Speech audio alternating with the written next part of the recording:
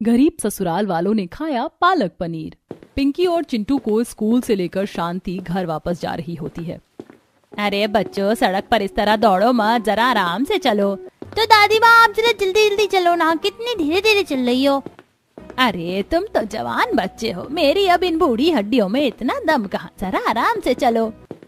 थोड़ी देर बाद तीनों घर पहुंचते हैं और दोनों आते ही अफरा तफरी से इधर उधर बैग को पटक देते हैं और स्कूल की यूनिफॉर्म चेंज किए बिना ही उनमें खेलने लगते हैं। उन्हें ऐसा करता देख पायल टोकती है। अरे तुम दोनों बदमाश, फिर से वही गलती कर रहे हो। तुम्हें मैंने कितनी बार समझाया, स्कूल से आने के बाद सबसे पहले अपने स्कूल के कपड़े चेंज किया करो। स्कूल की ड्रेस अगर गंदी हो गई तो। मम्मी, अभी तो हम स्कूल से आए, हम बहुत थक गए, अभी थोड़ी देर में कपड़े बदल लेंगे ना। नहीं, सबसे पहले कपड़े बदलो, उसके बाद खेलना कूदना करना। चलो जल्दी करो, मैं तब तक तुम्हारे लिए खाना परोसती हूँ। अच्छा ठीक है मम्मी, हम अभी कपड़े बदल लेते हैं, आप जल्दी से खाना लगा दो, मेरे पेट में तो चूहे दौड़ रहे हैं। दोनों बच्चे कपड़े बदल कर आते हैं और पायल भी उनके लिए खाना परोस देती है। आज फिर से खाने में दाल चावल था, जिसे देखकर दोनों का बहुत बड़ा मुंह बन जाता है। लो, जिस बात का डर था वही हुआ। फिर से दोनों ने गुब्बारे की तरह मुंह फुला लिया है। अब मुंह ना फुलाएं तो और क्या करें बुआ? और नहीं तो क्या, ऐसा खाना हर रोज देखकर किसी का भी मुंह आराम से बन जाएगा। अरे मुझे तो खाना देखते ही बड़ा अजीब सा हो जाता है, ऐसा खाना देखकर दोनों की भूख गायब हो जाती है। तुम दोनों फिर से खाने में कमियां निकालना शुरू कर रहे हो। तुमसे कितनी बार कहा है इस तरह खाने में कमी नहीं निकालते, लेकिन नहीं, तुम्हें कहाँ मानना है। हमें जो भी खाना मिला है उसे प्रणाम करके खाना चाहिए, खाने का अपमान नहीं करना चाहिए। मम्मी, हम खाने का अपमान नहीं करें, लेकिन बस इतनी सी बात है कि हर रोज एक जैसा खाना खाकर पक गए हैं। अब हम भी खाने में कुछ अलग खाना चाहते हैं। खाने पर बात चल रही थी कि तभी पड़ोस के घर में कुछ अच्छा सा खाने को बन रहा था। वहां की खुशबू उनके घर के अंदर तक लहराते हुए आती है। ऐसी खुशबू सूंघने के बाद, हो देखो तो कितनी अच्छी खुशबू आ रही, इसे कहते हैं खाना। खाना खाना ही है तो ऐसा स्वादिष्ट खाना खाना चाहिए। हमें तो ये भी नहीं पता कि इतनी स्वादिष्ट खुशबू किस चीज की है। अरे भला कैसे पता होगा, कभी दाल चावल सूखी रोटी के अलावा कुछ खाते ही नहीं है। दोनों छोटे मियाँ बातें तो देखो कितनी बड़ी बड़ी कर रहे हैं। चलो, अब मन ललचाने के बजाय चुपचाप खाना खा लो। क्या आपका मन नहीं ललचा रहा इतनी स्वादिष्ट खुशबू के बाद? नहीं, बिल्कुल भी नहीं। अब चलो खाना खा लो। दोनों बच्चे खाना खाना शुरू करते हैं। वहीं रिया अपने मन में सोचती है, मन तो मेरा भी बहुत ललचा रहा है। पता नहीं कहाँ से इतनी स्वादिष्ट खुशबू आ रही है और किस चीज की है। काश हमें भी ऐसा स्वादिष्ट खाना खाने को मिल जाता। अगर बच्चों के सामने हाँ बोल देती तो उनका मनोबल और कमजोर हो जाता, लेकिन क्या करूं, मन तो हमारा भी करता है। वहीं दूसरी तरफ रोहन घर चलाने के लिए खूब मेहनत कर रहा था। वह मेहनत मजदूरी का भी काम करता था और जहां भी उसे एक्स्ट्रा काम मिलता वहीं पकड़ लेता था। बाकी दिनों की तरह सुबह का फैक्ट्री का काम खत्म करके वह मजदूरी का काम करने पहुंचता है। अभी तो लाइन लगी है, काम मिलने में जरा समय है। एक काम करता हूँ, खाना खा लेता हूँ, बड़ी जोर की भूख लगी है। थोड़ी दूर साइड में बैठकर रोहन कागज में बंधी हुई रोटी निकालता और रोटी पर थोड़ा सा नमक और आधा प्याज रखा हुआ था। रोटी बिल्कुल सूख चुकी थी। पसीने में तरबतर हालातों से मजबूर रोहन बेमन से वो सूखी रोटी खाने लगता है। स्वाद के लिए नहीं, बस जैसे तैसे करके पेट भरना है, वरना नमक और प्याज के साथ सूखी रोटी खाने का किसका ही मन करता है। हाँ, लेकिन कोई बात नहीं, यही मेरी किस्मत है।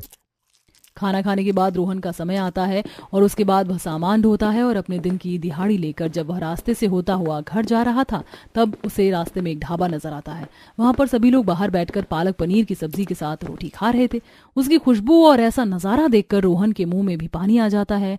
वह उन सभी को लालच भरी नजरों से देखने लगता है। कितना अंतर है उनकी और हमारी जिंदगी में।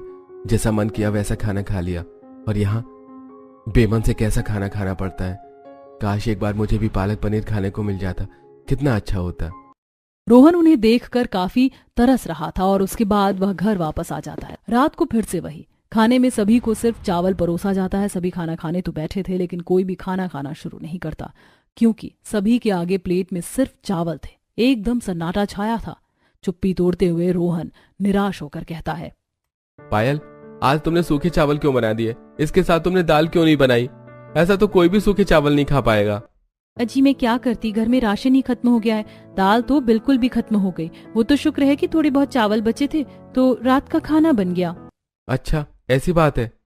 तब रोहन अपने कुर्ते की जेब में हाथ डालता है और उसमें से पैसे निकालता है। उसके पास एक 200 रुपए का नोट था, जिसे पायल को थमाते हुए कहता है, आज मैंने कुछ सामान ढोया था, उसी के मुझे 200 रुपए मिले हैं। कल तुम जाकर इससे राशन लेकर आ जाना। अजी आज फिर से आपने और भी काम किया है। अब पैसे कमाने हैं तो एक्स्ट्रा काम तो करना ही होगा ना, वरना कहाँ हमारा खर्च चलेगा। हाँ लेकिन आप इस तरीके से सामान उठाने का काम मत किया करो। पिछली बार याद है ना आपको कमर में कितनी परेशानी हो गई थी, कितना दर्द रहने लगा था। ये काम कुछ ज्यादा ही मेहनत का होता है। हाँ बेटा, पायल बहू बिल्कुल सही कह रही है। ऐसे काम में सावधानी की बहुत जरूरत होती है। पूरा दिन तो तू फैक्ट्री में काम करता है, उसके बाद सामान भी उठाएगा तो तुझे बहुत ज्यादा परेशानी होगी। अब कोई बात नहीं माँ, मेहनत नहीं करूंगा तो कैसे सब कुछ हो पाएगा। इस समय एक एक रुपया कमाना बहुत जरूरी है। अब 1-2 साल बाद हमें रिया के भी तो हाथ पीले करने हैं, उसके लिए पैसे भी तो बचाने होंगे। अभी हमारे ऊपर बहुत बड़ी जिम्मेदारी है। आज मेहनत करूंगा तभी तो 2 पैसे कल को जोड़ पाऊंगा। मैं भी इतना लाचार हो गया हूँ। काश मेरी भी तबीयत सही रहती तो बेटा मैं भी तेरी मदद कर पाता। इस तरह पूरे घर का बोझ तुझे अकेले नहीं झेलना पड़ता। सच में हम तो बस तुम्हारे ऊपर बोझ बन रहे हैं। मम्मी पापा आप दोनों कैसी बातें कर रहे हो? भला एक परिवार कब से बोझ होने लगा? एक परिवार ही तो सभी दुख सुख का सहारा होता है। आप दोनों ऐसा मत कहिए और खाना खा लीजिए। आपको किसी चीज की चिंता करने की जरूरत नहीं है, मैं सब संभाल लूंगा। सभी खाना खाते हैं और सो जाते हैं। अगले दिन बच्चे घर के बाहर आंगन में खेल रहे थे। वहीं पर शांति और रमेश भी चबूतरे पर बैठकर उन्हें खेलते हुए देख रहे थे। तभी वहां पर पड़ोस के 2 बच्चे मोनू और सोना भी आ जाते हैं। अरे मोनू और सोना, तुम दोनों कल हमारे साथ खेलने क्यों नहीं आए थे? हाँ, तुम्हें पता है कल हमने कितनी देर तुम्हारा इंतजार किया। अरे हम कल कैसे आते, कल तो हम घर पर ही नहीं थे। क्यों, आखिर कल तुम दोनों कहाँ गए थे? वो जो पड़ोस वाली कमला आंटी है ना, उन्होंने बहुत बड़ा फंक्शन किया था, वही टायर हुआ होगा। क्या कहा, टायर हुआ होगा? लेकिन ऐसे कैसे कोई भी टायर बन सकता है? क्या हम भी बन सकते हैं? अगर हम भी टायर बन सकते हैं तो कितना अच्छा होता। हाँ, मुझे भी समझ नहीं आया कि वो टायर कैसे हो गए। मेरी मम्मी ने कहा जो बहुत बड़ा हो जाता है वो टायर हो जाता है। क्या जब हम भी बड़े हो जाएंगे तो हम भी टायर हो जाएंगे? बच्चों की बातें सुन वहां बैठे शांति और रमेश भी हंस रहे थे और हंसते हुए उनकी बात का जवाब देकर कहते हैं, अरे बेटा, कोई भला टायर कैसे बन सकता है? वो टायर नहीं होता है। तो क्या होता है दादी? अरे बेटा, उसे रिटायर कहते हैं। लेकिन बच्चे तो बच्चे कहाँ ठीक से कुछ बोल पाते। तब मोनू और सोना ये बात छोड़कर उन्हें आगे की बात बताते हैं। तो क्या तुम दोनों ही वहाँ गए थे? हाँ, हम दोनों के घर वालों को वहाँ बुलाया था। सच में वहाँ जाकर तो बड़ा मजा आ गया। हमने बहुत सारी अच्छी अच्छी चीज खाई वहाँ पर। मैंने तो वहाँ पर पालक पनीर भी खाया। हाँ यार, पालक पनीर तो तूने सच कहा, बहुत ही स्वादिष्ट था। पालक पनीर से अच्छी तो कोई चीज थी ही नहीं। वहाँ इतना अच्छा था कि बस पूछो ही मत। क्या कहा, पालक के साथ भी भला पनीर बन सकता है? हाँ बिल्कुल बन सकता है। मेरी मम्मी भी पालक पनीर बनाती है, सच में बड़ा स्वादिष्ट लगता है। क्या तुमने कभी पालक पनीर नहीं खाया? नहीं, हमने तो कभी पालक पनीर नहीं खाया है। आखिर ये पालक पनीर होता कैसा है? तुम भी ना, मुझे तो कभी कभी समझ ही नहीं आता। तुमने कभी जिंदगी में कुछ अच्छा खाया भी है या नहीं? हम जिस भी चीज का नाम लेते हैं तुम बड़ी हैरानी से उसे पूछते हो। हमेशा कहते हैं कि कैसा होता है। अरे अगर इतना ही शौक है सब जानने का तो जरा खुद खाकर देखो ना, तब खुद ब खुद पता चल जाएगा कि वो कैसा होता है और कैसा नहीं। अरे छोड़ मोनू, तू भी किससे कह रहा है? जिन लोगों ने दाल चावल के अलावा कुछ खाया ही नहीं वो भला पालक पनीर कैसे खा पाएंगे? मेरी मम्मी तो कहती है ये लोग बिल्कुल गरीब पटीचर हैं। ये बात सुनकर पिंकी और चिंटू का तो मुंह उतर जाता है और वहीं बैठी शीला को बड़ा गुस्सा आता है।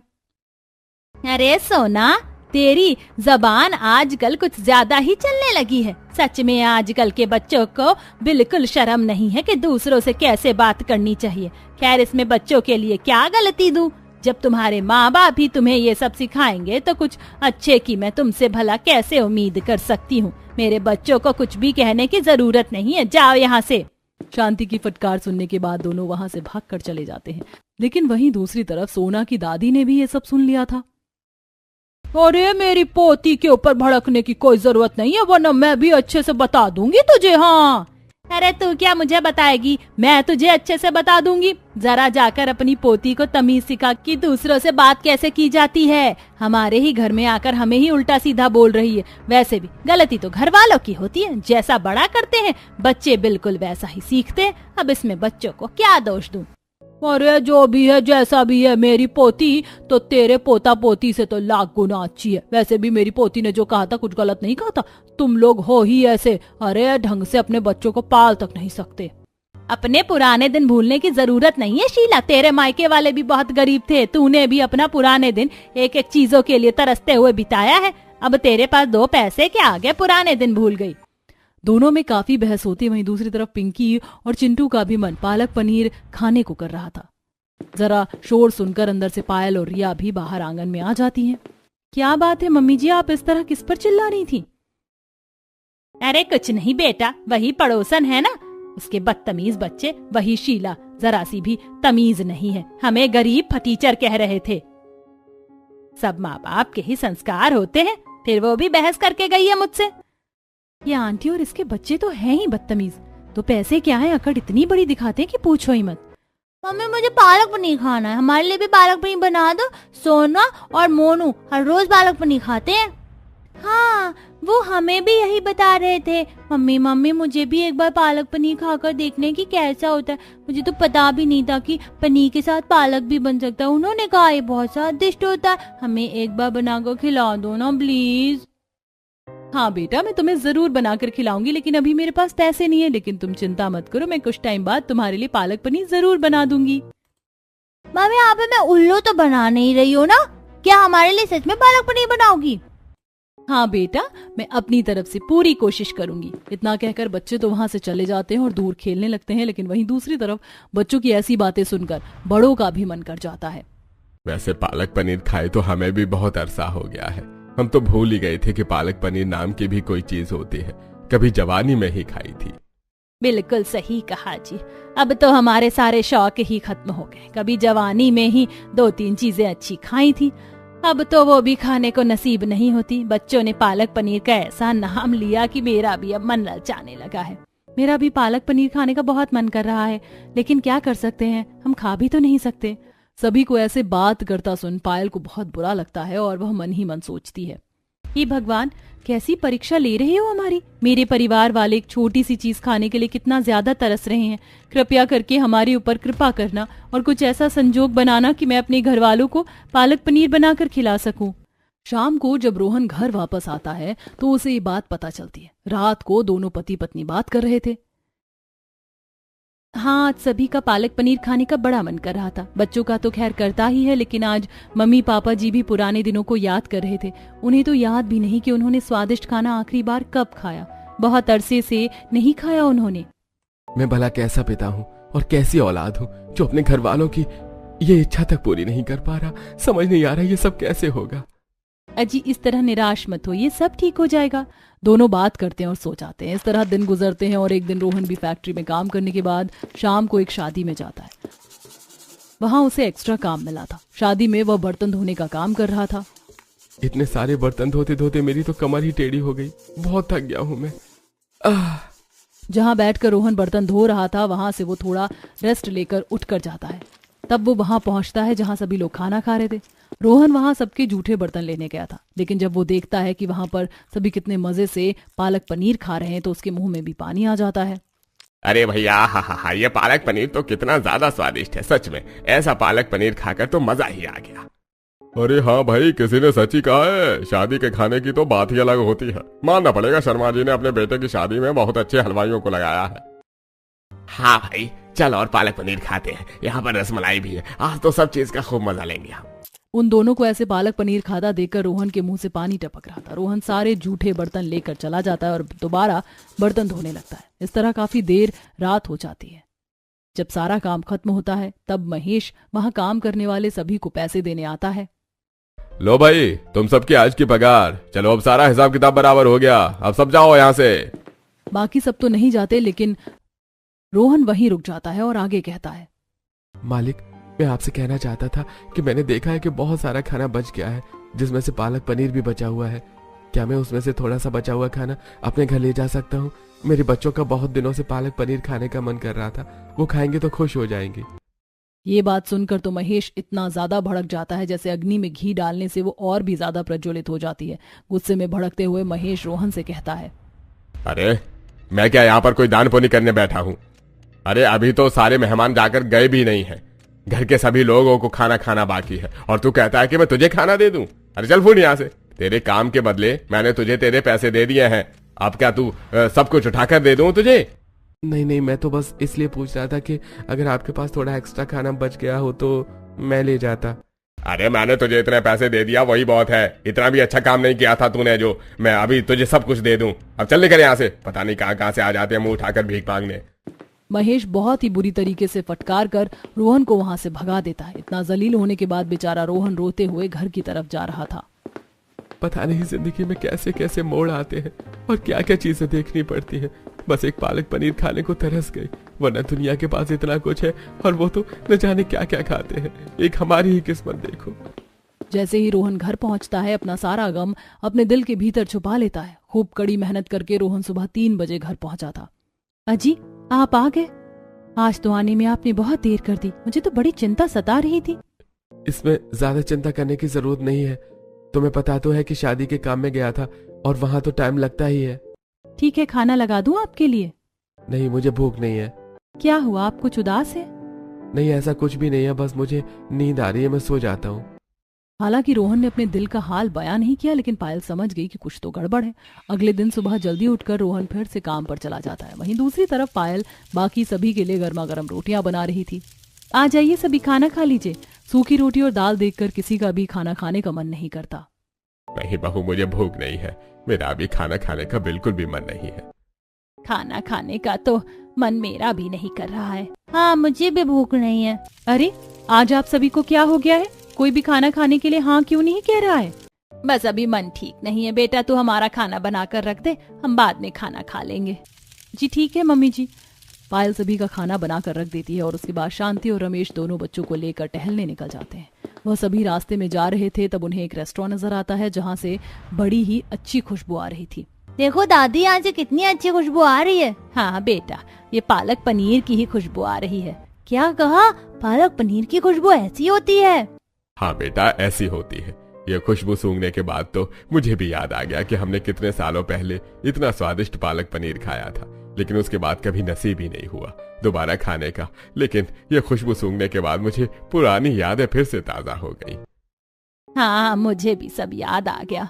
चारों रेस्टोरेंट के बाहर खड़े होकर अंदर झांक रहे थे और सबको पालक पनीर खाता देखकर उनके मुंह से पानी टपक रहा था। तभी वहां पर रेस्टोरेंट का मालिक आ जाता है और उन्हें ऐसे झांकते देखकर गुस्से में बड़बड़ाते हुए कहता है, अरे तुम चारों यहाँ क्या कर रहे हो? कैसे भिखारियों की तरह नजर गड़ाकर देख रहे हो? चलो फूटो यहाँ से, नजर लगाओगे क्या मेरे ग्राहकों को? अरे हाँ जा रहे हैं, बस हम तो ऐसे ही देख रहे थे।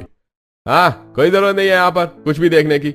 चारों को डांट कर बेइज्जती करके वहां से भगा दिया जाता है। एक तो पहले ही उन पर गरीबी की मार थी और ऊपर से हर जगह से उन्हें बस जलील होना पड़ता था। चारों निराश होकर घर वापस आते हैं। चारों का उतरा हुआ चेहरा देखकर पायल और रिया को समझते देर नहीं लगती कि कुछ तो गड़बड़ है।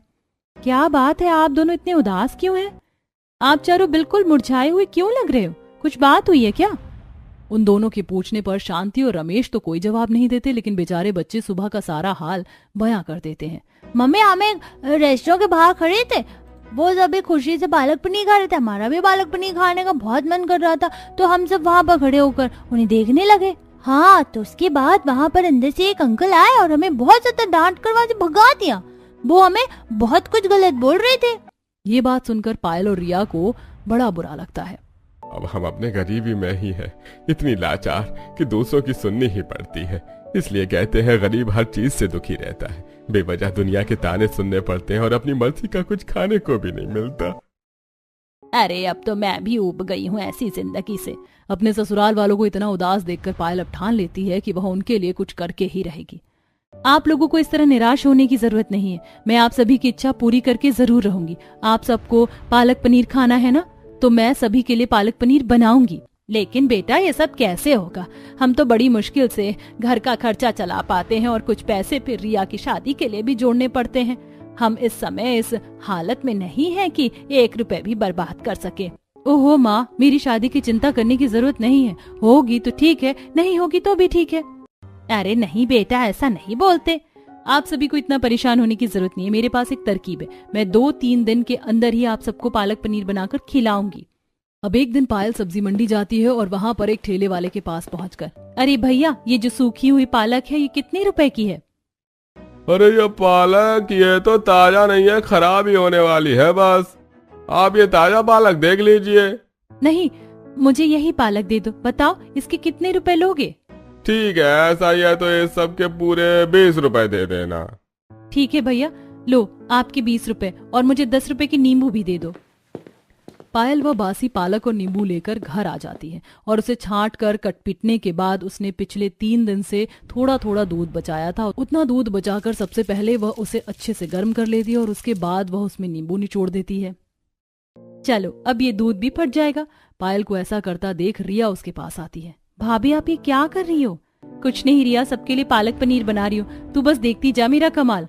दूध छानने के बाद पायल उसे एक कपड़े में अच्छे से निचोड़ लेती है और उसके ऊपर कुछ भारी चीज रख देती है। थोड़ी देर के बाद पनीर जब अच्छे से सेट हो जाता है तब वह सारा मसाला भी तैयार कर लेती है और उसके बाद चूल्हे पर कढ़ाई रखकर उसमें तेल डालने के बाद उसमें छौंक तैयार करती है और फिर पूरी मेहनत के साथ पालक पनीर बनाती है। इतनी स्वादिष्ट खुशबू जब बाहर आंगन में खेल रहे चिंटू और पिंकी की नाक तक पहुंचती है तब। कितनी अच्छी खुशबू आ रही है ना, लग रहा है कि पालक पनीर बनी है। हाँ, खुशबू तो पालक पनीर की है, लेकिन अभी हमारे ही घर से आ रही है। चल अंदर जाकर देखते हैं कि क्या हो रहा है। दोनों अंदर जाते हैं तो देखते हैं कि पायल चूल्हे पर गर्मा गर्म रोटी सेक रही है। दोनों बदमाश आ गए, मुझे पता ही था कि तुम तक बात पहुंच गई है। चलो जल्दी बैठ जाओ, मैंने तुम्हारे लिए पालक पनीर बनाया है। ये बात सुनकर बच्चे तो बच्चे लेकिन बड़ों तक की खुशी का कोई ठिकाना नहीं रहता। सभी जल्दी से अपनी प्लेट लेकर बैठ जाते हैं और आंखों में एक नई चमक के साथ पालक पनीर रोटी का इंतजार करते हैं। वहीं दूसरी तरफ रोहन भी काम पर से घर आ जाता है और हाथ धोकर वो भी खाना खाने बैठ जाता है। क्या बात है, आज तो खाने में इतना स्वादिष्ट पालक पनीर बन रहा है। आप सभी का पालक पनीर खाने का मन था तो मैं भला इस बात को कैसे छोड़ सकती थी। तब पायल सभी को पालक पनीर और रोटी परोसती। ऐसा खाना देखकर सभी पहले तो बड़े अच्छे से उसकी खुशबू को महसूस करते हैं और उसके बाद खाना खाना शुरू करते हैं। इतना स्वादिष्ट खाना खाकर सभी की आंखों में खुशी के आंसू थे। सच में बहू, तूने तो कमाल कर दिया। हमने इतने समय बाद इतना स्वादिष्ट खाना खाया, मुझे तो यकीन ही नहीं हो रहा कि हम पालक पनीर खा रहे हैं। मुझे तो लगा ही नहीं था कि हम कभी पालक पनीर खा पाएंगे। मैं भी अक्सर बस दूसरों को ही पालक पनीर खाते हुए देखता था, लेकिन आज खुद इतने समय बाद खा रहा हूँ, मुझे बहुत अच्छा लग रहा है। सच में पालक पनीर खाकर तो मजा आ गया मम्मी। सभी को पालक पनीर बहुत अच्छा लगता है और पालक पनीर खाकर सब बहुत खुश भी हो रहे थे। ये देखकर पायल को भी बहुत खुशी होती है। मुझे ये देखकर बहुत खुशी हो रही है कि आप सब बहुत खुश हैं। अब मैंने एक चीज और सोची है, क्यों ना मैं अपना खुद का काम शुरू करूं। मैं खुद की टिफिन सर्विस शुरू करना चाहती हूँ ताकि थोड़े बहुत पैसे कमा सकूं। बेटा मैं तो कहती हूँ तू अपना ढाबा खोल ले, ढाबा बहुत अच्छा चलेगा। लेकिन माँ जी, ढाबा खोलने के लिए इतने पैसे अभी नहीं है हमारे पास। पहले मैं छोटे स्तर पर शुरू करना चाहती हूँ, उसके बाद धीरे धीरे आगे अपनी उड़ान भरूंगी। ठीक है पायल, इसमें हम तुम्हारे साथ हैं। अब पहले पायल छोटे स्तर पर टिफिन सर्विस शुरू कर देती है, धीरे धीरे मोहल्ले में और फिर मोहल्ले के बाहर भी उसका टिफिन काफी मशहूर हो जाता है। हर कोई उससे अपना टिफिन पैक करवाने लगा था और उसे काफी बड़े बड़े ऑर्डर भी मिलने लगे थे। मुझे नहीं पता था कि इतनी जल्दी मुझे इतना बड़ा ऑर्डर मिल जाएगा। सच में ये तो कमाल हो गया। हाँ भाभी, ये तो बहुत अच्छा मौका है। आपका काम तो तेजी से बढ़ता जा रहा है। मैं भी आपके काम में और अच्छे से आपकी मदद करूंगी। हाँ बिल्कुल, बहू ने तो कमाल कर दिया। मम्मी आज हमारे लिए फिर से पालक पनीर बना देना। हाँ हाँ बिल्कुल बेटा, बना दूंगी। अब शाम को भी पायल उन्हें पालक पनीर बनाकर खिलाती है। पूरे मोहल्ले में उसके हाथ का पालक पनीर बड़ा फेमस हो गया था। तब दोनों पड़ोस के बच्चे उनके घर खाना खाने आते हैं। मम्मी, सोना और मोनू को भी आपके हाथ का पालक पनीर खाना है। हाँ हाँ बच्चों, बिल्कुल खाना खाने बैठ जाओ। चारों बच्चे मिलकर पालक पनीर खाते हैं। सच में आंटी, आपके हाथों में तो जादू है। आप तो बहुत ही स्वादिष्ट पालक पनीर बनाती हो। हमने आज तक सिर्फ आपके हाथ के खाने की तारीफ सुनी थी, लेकिन आज खाकर भी देखा है। हाँ, आप तो रेस्टोरेंट से भी अच्छा पालक पनीर बनाती हो। हाँ बेटा, तुम्हारा जब भी मन करे तुम यहाँ पर आकर पालक पनीर खा सकते हो। अब उनके घर की स्थिति में थोड़ा सुधार हो गया था। पायल का काम अच्छा चल रहा था और उसने अब छोटा सा ठेला भी खोल लिया था जिसमें वह पालक पनीर बनाकर बेचती थी। अब उसका काम अच्छा चल रहा था, जिसकी वजह से वह घर वालों को अक्सर पालक पनीर बनाकर खिलाती थी और उनकी छोटी मोटी इच्छाओं को भी पूरा करती थी।